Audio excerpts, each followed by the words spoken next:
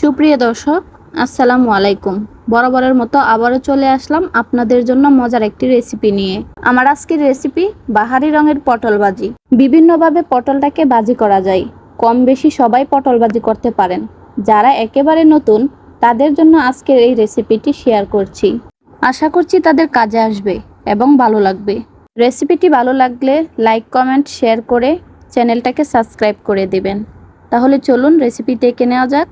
পটল ভাজি করার জন্য আমি এখানে 6 থেকে 7টা পটল নিয়েছি। পটলগুলোকে আমি ভালোভাবে ধুয়ে পরিষ্কার করে নিয়েছি। আপনারা চাইলে পরবর্তীতেও ধুতে পারেন, কোনো সমস্যা নেই। তো আমি পটলগুলোকে এখন সুলিয়ে নিব। আমি পটলগুলোকে একেবারে খোসা ফেলে দিব না। উপরের যে আবরণটা আছে সবুজ, সেই সবুজ আবরণটা আমি এভাবে একটা ছুরির সাহায্যে আঁচড়ে ফেলে দিব। এই কাজটা আপনারা বটির সাহায্যেও করে নিতে পারেন। আপনাদের ছুরি বা বটি যা দিয়ে করতে সহজ হয় তা দিয়েই করে নেবেন। এই তো আমি 2টা পটল আপনাদেরকে করে দেখাচ্ছি। এভাবে আমি আলতো হাতে উপরের সবুজ অংশটা ফেলে দিব। ছুরি দিয়ে এই কাজটা করতে গেলে আমার কাছে মনে হয়েছে যে অনেকটা সময় লস হয়ে যায়, তার জন্য আমি এই কাজটা বটি দিয়েই করে নেব। তো সবগুলো পরিষ্কার করার পর ফিরে আসব। সবগুলো পটল একইভাবে আমি সুলিয়ে নিয়েছি। এই তো সুলানোর পরে আমি পটলগুলোকে ধুয়ে নিয়েছি। আপনারা চাইলে না ধুলেও পারেন, পরবর্তীতে ধুয়ে নিলেই হয়। তো আমি এখন একটা পটল কেটে দেখাবো কিভাবে ডিজাইনটা করবেন। একটা পটল নিয়েছি, সেই পটলের দুনো সাইডের মুখটা কেটে নেব। এখন আমি একটা পটল এক সাইড করে এভাবে আড়াআড়িভাবে কেটে নিব, চিকন চিকনভাবে কেটে নিব। আমি কিন্তু দুই ফালি করে ফেলছি না। এই তো দেখুন, আমি কিন্তু একটা সাইড চিকন চিকন করে কেটে নিচ্ছি একটা ছুরির সাহায্যে। এই কাজটা আপনারা বটি দিয়েও করতে পারেন। এই তো চিকন চিকন করে কেটে নিব। সাবধানে কাটতে হবে যাতে করে অপর পাশটা কেটে না যায়। এই তো মাঝখান দিয়ে আমি অনেকটাই জায়গা রাখবো, রেখে আমি অপর পাশেও সেম এভাবেই কেটে নিব। পটলের ডিজাইনটা এই পর্যায়ে বোঝা যাবে না। আমরা যখন তেলে ভাজবো তখন এই পটলের ডিজাইনটা ফুটে উঠবে। এখন আমি অপর পাশটাও সেম একই রকমভাবে কেটে নেব। সবগুলো পটল আমি একই রকমভাবে ডিজাইন করে নিব। আপনারা ভালোভাবে লক্ষ্য করলেই বুঝতে পারবেন ডিজাইনটা আমি কিভাবে করছি। কঠিন কিছু না, সহজেই যদি ভালোভাবে লক্ষ্য করেন তাহলেই বুঝতে পারবেন। এই তো কিভাবে কাটছি। আমি মাঝখানের জায়গাটা অনেকটাই ফাঁকা রেখেছি যাতে করে দুই সাইড দিয়ে ডিজাইনটা ভালোভাবে বোঝা যায়। এরকমভাবে সবগুলো পটল ডিজাইন করে নেব। সবগুলো পটল ডিজাইন করে কেটে নেওয়া হয়ে গেছে। এখন আমি পটলগুলোকে আর ধুবো না, কারণ ডিজাইন করার আগেই আমি পটলগুলোকে ধুয়ে নিয়েছিলাম।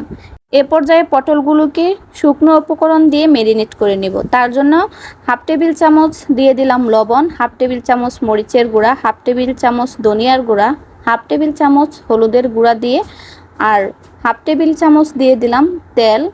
এখন আমি সবগুলো পটল মেরিনেট করে নিব। আপনারা চাইলে এইখানে রসুন বা জিরার গুঁড়াও অ্যাড করতে পারেন, আর তেলটা অপশনাল, আমি দিয়েছি, আপনারা না দিলেও পারেন। তো আমি সবগুলো পটল এভাবেই ভালোভাবে মেরিনেট করে রেখে দিব আর চলে যাব চুলায়।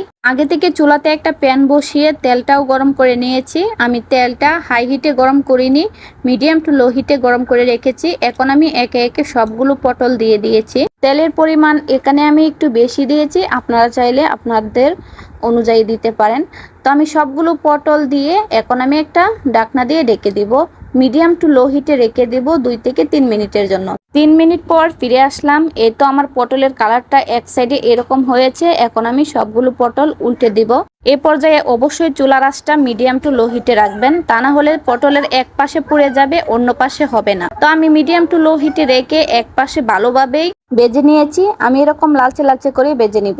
আপনারা চাইলে এর চেয়ে আরো একটু হালকা করতে পারেন বা গাঢ় করতে পারেন পটলের কালারটা। তো আমার কাছে এরকম কালারই ভালো লাগে। তো আমি কিন্তু 2 থেকে 3 বার ঢাকনা দিয়ে ডেকে ডেকে রান্না করে নিয়েছি। ইতিমধ্যে আপনারা হয়তো একটা জিনিস লক্ষ্য করেছেন, পটলগুলো নরম হওয়ার পরে মাঝে যে অংশটা, সেই অংশটা আমি একটা খুন্তির সাহায্যে চেপে দিচ্ছি। তার ফলে পটলের ডিজাইনের আবরণটা চলে এসেছে বা আকৃতিটা চলে এসেছে। এত পটলগুলো নরম হওয়ার পরে এভাবে একটু চাপ দিবেন, তাহলে দেখবেন ফুলের বা ডিজাইনটা চলে আসছে। এ পর্যায়ে আমি আর পটলগুলোকে ভাজবো না বা আর লালচে করব না। এ পর্যায়ে পটলগুলো আমার হয়ে গেছে। এখন আমি সবগুলো পটল একে একে উঠিয়ে নেব। ফিরে আসবো পটলগুলোকে পরিবেশন করার পরে।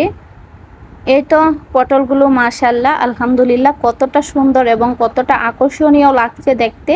বাসায় মেহমান আসলে মেহমানের সামনে যদি এভাবে পটলটাকে ডিজাইন করে বাজি করে দেওয়া যায় তাহলে তো মেহমান চমকে যাবে আর বুঝতেই পারবে না এটা কিসের বাজি।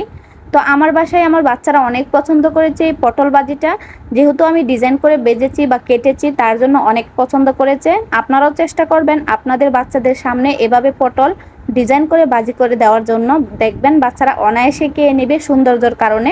আজকের ভিডিও এ পর্যন্তই। আপনাদের কাছে একটা রিকোয়েস্ট, আমার ভিডিওটা যদি ভালো লাগে তাহলে অবশ্যই ভিডিওতে একটা লাইক কমেন্ট শেয়ার করবেন আর অবশ্যই চ্যানেলটাকে সাবস্ক্রাইব করে দিবেন আর অবশ্যই আপনাদের মূল্যবান মন্তব্য রেখে যাবেন কমেন্টে। পর্যন্ত সবাই ভালো থাকবেন, সুস্থ থাকবেন, নিজের যত্ন নেবেন, সাথে পরিবারেরও যত্ন নেবেন। আল্লাহ হাফেজ, আসসালামু আলাইকুম।